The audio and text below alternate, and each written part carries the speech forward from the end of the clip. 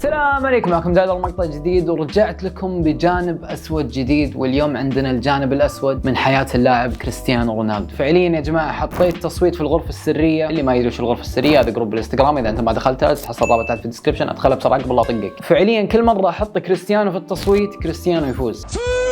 انا راح اغير اسم قناتي من دايلر الى كريستيانو. المهم يا جماعه، قبل لا نبدا المقطع حاب اذكركم انه في جيف اواي على 5 ايفونات، وراح يكون السحب تاريخ 18 نوفمبر اللي هو المقطع الجاي. 18 ولا 15 يوسف؟ شروط المسابقة جدا بسيطة، كل اللي عليك تسويه تشترك في القناة، تسوي لايك وتكتب كومنت، أي كومنت، كومنتين 3 4 5، أهم شيء بالنهاية حط حساب الانستغرام. كل ما زادت الكومنتات زادت فرصتك إنك تفوز معانا في الجيف اواي. المهم من غير ما أكثر بالكلام، الجانب الأسود من قصة اللاعب كريستيانو رونالدو. كريستيانو رونالدو دو سانتوس افييرو، انت تعرفه، ابوك يعرفه، جدتك تعرفه. فعليا اشهر انسان على الكرة الارضية، 610 مليون متابع على الانستغرام. عنده فلوس؟ اي عنده فلوس. كم عنده فلوس؟ 500 مليون دولار. انا اعرف ان عنده اكثر، بس فعليا 500 مليون دولار تعرف ايش تقدر تشتري فيها؟ 625 مليون حبة حمضيات، 102 مليون هابي ميل، 46 مليون و200 الف حفاضة بامبرز، 5 بلندور، 5 تشامبيونز ليج، 3 بريمير ليج، 2 اف اي كاب، بطولة اليوروز، واهم كاس، فعليا اهم كاس في مسيرته كلها، الكوميونتي شيلد. امزح يا جماعة. اسطورة اليونايتد، اسطورة في ريال مدريد، اسطورة في اليوفي، وعم النصر، واخيرا وليس اخرا اسطورة البرتغال. فعليا كريستيانو اذا قرر انه يرشح نفسه في الانتخابات، كريستيانو راح يصير رئيس غصبا عن اي احد. بس السؤال هو كيف كريستيانو رونالدو وصل لهذه النقطة من حياته؟ يلا بينا. كريستيانو انولد في تاريخ فبراير 1985 في جزيرة ماديرا اللي في البرتغال. ماديرا هنا يا جماعة وهنا البرتغال. كريستيانو رونالدو يعتبر اخر العنقود، فعليا اصغر واحد في البيت، وعنده 3 اخوان، اختين واخو واحد، تيوغو، كاتيا، والما. كريستيانو رونالدو يا جماعة ترعرع في منزل جدا فقير، وفي قصة تقول ان كريستيانو لما كان عمره 12 سنة كان يوقف برا ماكدونالدز ويطلب الناس انهم يشترون له برجر. القصة هذه طلعت من واحدة اسمها إدنا، وإدنا كانت دائما تشتري حق اطفال المنطقة وجبات من ماكدونالدز. ابو كريستيانو هوزيه دينيس افييرو كان عسكري في الجيش، حارب في موزمبيق، حارب في انغولا، ورجع البيت بعد الحرب، وكان عنده مرض نفسي اسمه PTSD. فصارت عند ابو كريستيانو رونالدو مشاكل نفسية، والموضوع كان جدا صعب عليه، فاتجه الى ولكن بعد الحرب ابو كريستيانو رونالدو صار يشتغل ككتمان. الكتمان بكل بساطة هو الشخص اللي يحضر الملابس للاعبين قبل لا يدخلون المباراة او في التدريبات. المهم هذه كانت نقطة البداية لكريستيانو رونالدو. القصة هذه جدا معروفة. كريستيانو رونالدو وابوه ما كانوا كويسين مع بعض، لان ابوه كان عنده مشكلة. عشان كذا يا صاحبي مستحيل تشوف كريستيانو رونالدو ماسك، مستحيل. ليش يا دايلر؟ علشان عياله ما يعانون بنفس المشاكل اللي هو واجهها مع ابوه. ولكن في الجهة الثانية ام كريستيانو، ماريا دولوريس سانتوس افييرو. ماريا كانت تشتغل كطباخة وعاملة نظافة، واحيانا الشغل يكون مرة كثير عليها فتجيب عيالها عشان يساعدونها. كيف شعور الزباين اللي كانوا يشوفون ولد صغير ينظف مع امه في البيت ويكتشفون بعد سنين ان هذا الولد اصبح من اعظم لعيبة الكورة؟ واو، تخيل كريستيانو رونالدو ينظف بيتي. ام كريستيانو رونالدو نزلت كتاب اسمه Mother's Courage، وفي هذا الكتاب تكلمت انها كانت تبغى تسقط ولدها الاخير. ما ادري بلهجتك ايش هو التسقيط، لكن تقدر تقول التخلص من الطفل، فهمت؟ بس يا دايلر ليش امها كانت تبي تسوي كذا؟ لانه بكل بساطه يا صاحبي ما كانت عندها الماديه، ما عندها فلوس، كانت فعليا شايله هم من وين راح تجيب الفلوس علشان تساعد ولدها وتعتني فيه. وكافي ان الابو كان كريستيانو رونالدو لما كان صغير كان يسمونه اصحابه في المدرسه البكايه. كان جدا غبي دراسيا وما يحل واجبات، كان طالب جدا سيء لدرجه انه يوم من الايام انفصل من المدرسه لانه راح مسك كرسي وحذفه المدرس وقال له شو؟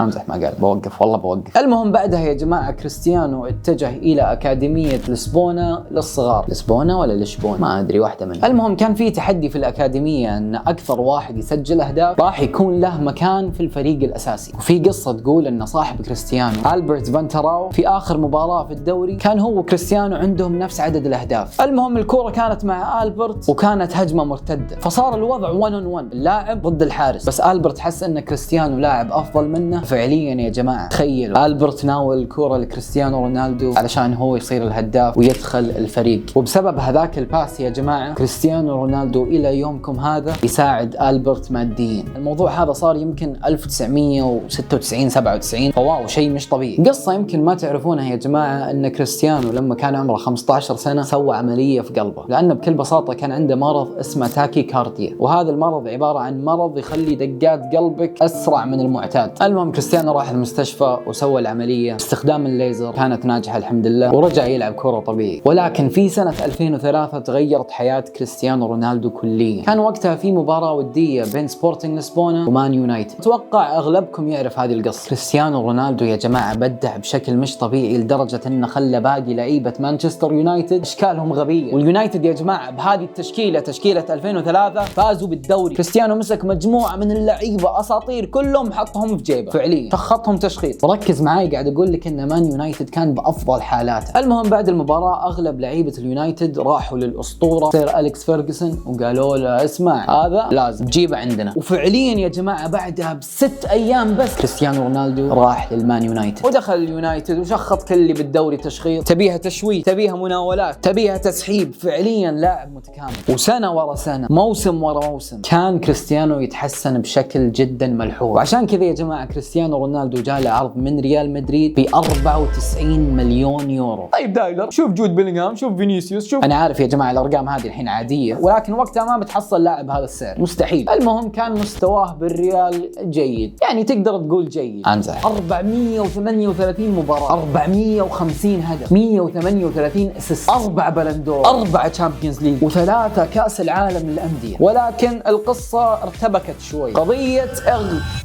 هذه لو أقولها قناتي تتقفل على طول، يوتيوب توعي. موديل أمريكية اسمها كاثرين مايورغا والطقة اتهمت الدون بقضية المهم القضية استمرت لين سنة 2018، وبعدين القضاء في أمريكا في سنة 2019 قالوا لها أنت ما عندك سالفة، وواضح أنك بس تبين فلوس، تبين تطلعين فلوس من كريستيانو رونالدو. معروف أن كريستيانو رونالدو رجل عائلي، يحب يقضي أغلب وقته مع العائلة لما يكون فاضي. أب ل5 أطفال جميلين، ورغم كثرة عياله صديقته وليست زوجته جورجينا فشلت بإنجاب 3 أطفال من كريستيانو رونالدو. هي مو فشلت، لكن ربي ما كتب. في نهاية 2020 كريستيانو كان المفروض يكون أب توأم، ولد وبنت. البنت عاشت ولكن الولد ما عاش، وهذا الكلام صار لما الدون رجع للمان يونايتد. ورغم انه فعليا خسر طفل، غاب عن مباراة واحدة فقط. فعليا بعدها باسبوع رجع الملعب. خلونا نروح للنقطة اللي بعدها. كلنا نعرف ان كريستيانو رونالدو رجل اعمال جدا ناجح، فخلونا نتكلم عن براند CR7. ملابس، اكسسوارات، نفس نظارات يعني، اعمال مشتركة مع نايكي، سراويل، شرابات، بس كذا لا، جزم رسمية حقت البدل وكذا، سنيكرز، جزم كورة، صندل. مين يلبس صندل؟ شبعت؟ لا لسه باقي. جنزات، جاكيتات. نادي رياضي، اي نادي فعليا نادي، ولكن للاسف بس عنده فرعين وكلهم في البرتغال. المهم يا جماعه انا حاب اقول لكم اني انا رايح البرتغال بسروال CR7 وبجنز CR7، بروح اتمرن النادي CR7 في فندق CR7. اي نعم يا جماعه كريستيانو عنده فندق، وبعد بس في البرتغال مطعم رونالدو، طيارات رونالدو، صالون رونالدو، وباينانس رونالدو. كريستيانو عنده NFT، ولكن هذا كله مش مهم، لان كريستيانو يتبرع بفلوس كثير الى الجمعيات الخيريه. هو الان سفير ل3 جمعيات خيريه، سيف ذا كيدز، يونيسف، وورلد فيجن. يا جماعة فعليا كريستيانو باع جائزة البلندور اللي فاز فيها 2013 ب $800,000 عشان يتبرع بالمبلغ لجمعية ميك ويش فاونديشن. وركز معاي، باع جائزة الجولدن بوت اللي فاز فيها ب 2011 ب$1,600,000 علشان يبني مدارس في غزة. وغير كذا تبرع ب$1,350,000 للمستشفيات اللي في البرتغال، لأن كانت تنقصها معدات كثير أيام الكورونا. ولد كريستيانو اللي هو جونيور معروف كلنا نعرفه، لاعب جدا رهيب، وإذا استمر على هذا المستوى راح يكون لاعب عظيم نفس ابوه. حاليا يا جماعه جونيور موقع مع النصر، لكن انا سويت اتصالاتي واقنعتهم انه يجون يحطون جونيور بالهلال. عندي الموضوع يا جماعه،